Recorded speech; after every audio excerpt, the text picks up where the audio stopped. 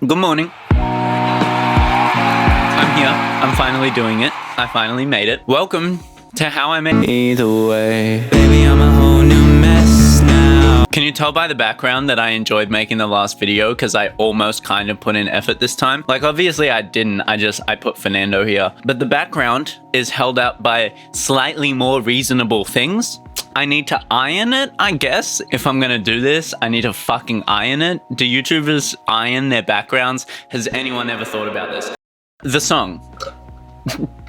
I was gonna like slurp it aggressively for the meme. Nope, nearly died. Alright, so if you don't know, a little over a month ago now, I released a song. There was a sequel to the last song that I was talking about when we sat here with the grey background, shit was going down, etc. It needed a sequel, obviously, and I had to go more in. So I made a ballad called Either Way, because I was in this mode where I was like, okay, I'm gonna take every music genre and vibe that I've done before and kind of just do it again to a degree of perfection I couldn't reach before. Not actual perfection, because that's impossible. And now I had to do the Phoenix type ballad, the boys getting deep, the boys low-key praying on the beat. Anyway, I was so excited for this video because in the last one, I couldn't play the guitar because I didn't remember what I played. This one, I literally know what I played. It's my favorite chord progression I've ever written, and I broke my fucking guitar like a week ago. I don't get to demonstrate. Sad times. So welcome to the project. It's not the original project. My laptop would end its life if I tried to record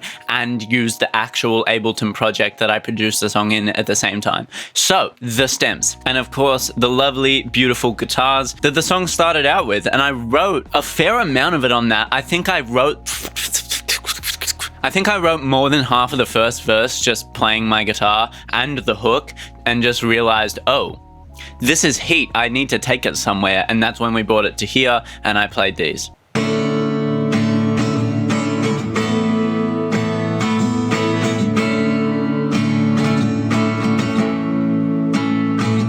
So that guitar track is the same chord progression played twice, one pan far left and one pan far right. So they sound all wide and shit. And then there's a plugin on actually the entire melody bus that just kind of narrows it in sometimes, widens it back out sometimes. Dynamics and that. So once I got those into Ableton, I kind of just treated it as a guitar sample and started fucking it up. And I didn't know quite yet that it was a sequel of sorts to Little Things, but I knew that I wanted to stay in the same vein of production. So I of course added the high guitar glitchy thing from Little Things. It's not from Little Things, but the same thing.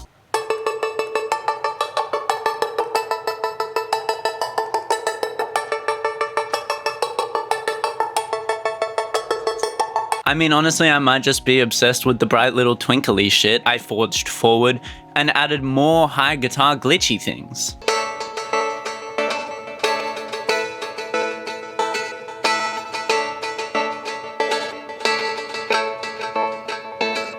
So together they do this.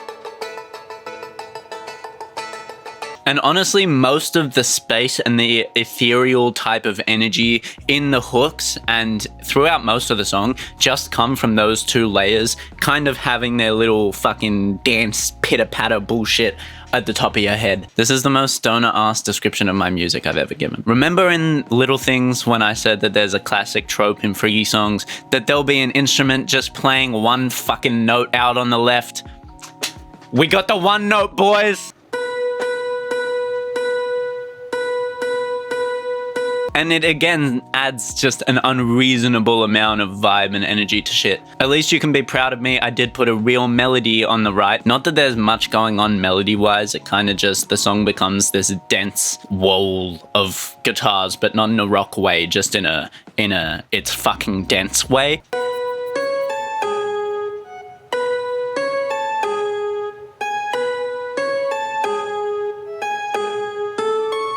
Which you might be able to tell is actually a really simple melody, but I ran it through halftime. It has a knob where you can make it fade in and out. So I pitched it up, half-timed it back down, and made it kind of just occasionally fade in the pitched up version. So you get the like glitchy up and down, back and forward. Glitchy is not the word. It's not like it's out here like on the hose. And somehow I still felt with all of this fucking melody happening, it was missing something.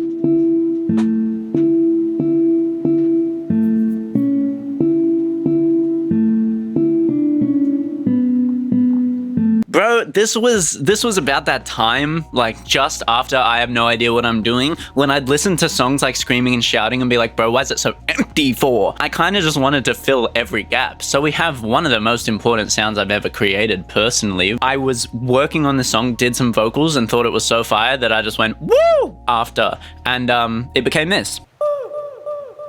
Does it sound like an owl? I don't know, but it's fucking heat. The other sound added on top of the guitar also comes in just here at the end. As always, my favorite vocal one-shot of all time that I recorded years ago of my best friend Paige.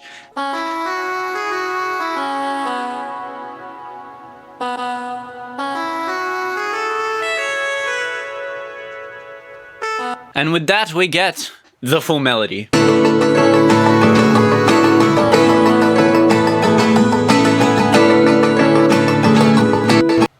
My CPU died. Next we have the bass. The bass, we love the bass. It's mostly kind of in this third pattern. It kind of just exists out here. It starts pretty chill. It gets a little bit more constant later in the song. And then it has a layer. It's not that deep. We got the...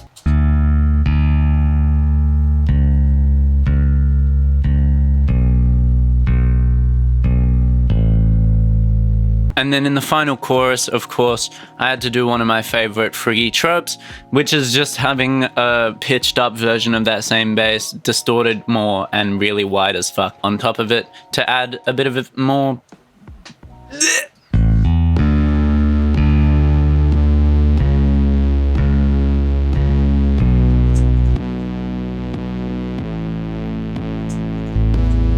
And the final part of the song, of course, is that the drums are honestly a really simple pattern.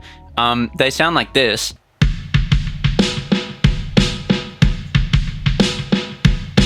And what you may notice about the kick and the snare is that they've got this crazy delay on them, and the actual pattern of the kick and the snare is just... But there's the mad delay that makes it fill out way more space, makes it way more ambient, makes it feel like either way. There we go. The song. There's also the effects and vocals, but fuck you. If you want a vocal rundown, subscribe. Anyway, I'm of course going to play the final version of the melody, otherwise known as the song. If you haven't heard the song, go check it out. You might get a little more appreciation for it. And if you have heard it, I know that shit was a month ago. I know you haven't heard it recently. Go revisit it. I deserve it. I deserve your money. Thanks for watching if you made it here. Subscribe if you enjoyed it. I don't really know what else to say about it.